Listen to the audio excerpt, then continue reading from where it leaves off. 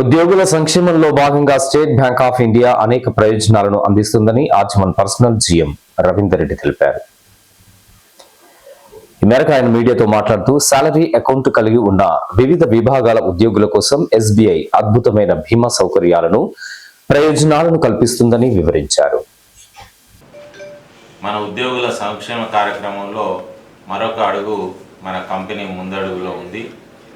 మీ అందరికీ తెలిసిన విషయమే, మనం ఎస్బీఐలో సాలరీ అకౌంట్ కనుక ఉన్నట్లయితే అనుకోనిది ఏదైనా ప్రమాదం జరిగినట్లయితే ₹1,00,00,000 ఇన్సూరెన్స్ కవరేజ్ మన అందరికీ తెలిసిందే. ఇప్పటికీ మనం చాలా సంఘటనలు చూసినాం. కానీ 22/4 నాడు మన కొత్తగా నూతనంగా వచ్చినటువంటి సిఎండి గారి ఆధ్వర్యంలో డైరెక్టర్సు మరియు జిఎం పర్సనల్ గారి ఆధ్వర్యంలో, డైరెక్టర్ పా గారి ఆధ్వర్యంలో ఎస్బీఐ యాజమాన్యం ఒక అంగీకారం కుదిరింది.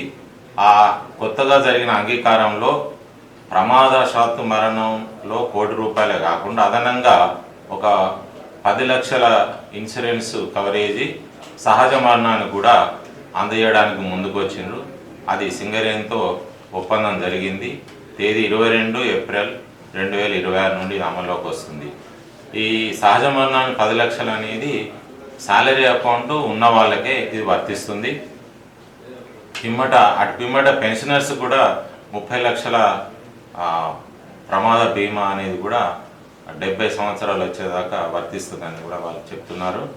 ఇవే కాకుండా లాకరు రెంటులో కూడా ఒక 10% తగ్గింపు ఉన్నది. అట్లాగే ఏటీఎం కార్డు వాడినట్లయితే ఒకవేళ ప్రమాదం జరిగినప్పుడు 10 లక్షలు అదనంగా, 2 లక్షలు మాత్రం సిల్వర్ కార్డు, గోల్డ్ కార్డు వారికి. ఇక మిగతాది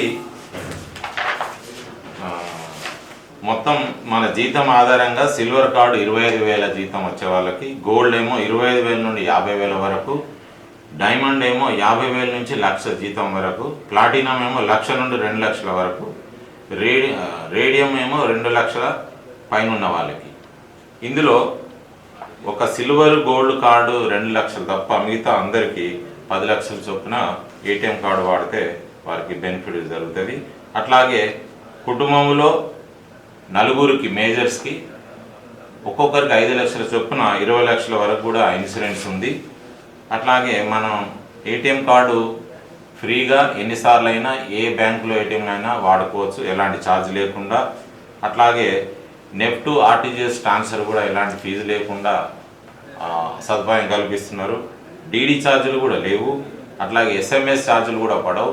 కావున స్టేట్ బ్యాంక్ ఆఫ్ ఇండియాలో సాలరీ అంటే జీతం ఖాతా ఉన్నట్లయితే ఇన్ని రకాల అదనపు ప్రయోజనాలు ఉన్నాయి. కాబట్టి ఉద్యోగులందరూ ఒకవేళ ఇప్పటి వరకు సాలరీ అకౌంట్ కింద వాళ్ళ ఖాతా కనుక లేకుంటే వెంటనే బ్రాంచ్లో వెళ్ళి మేనేజర్ని కలిసి కార్పొరేట్ సాలరీ అకౌంట్ కింద నమోదు చేయించుకోవాలి. లేని వారికే ఇది కొత్తగా వచ్చినటువంటి ప్రయోజనం అందరూ గమనించి అందరికీ తెలియాల్సిందిగా కోరుతున్నాను ఈ సందర్భంగా.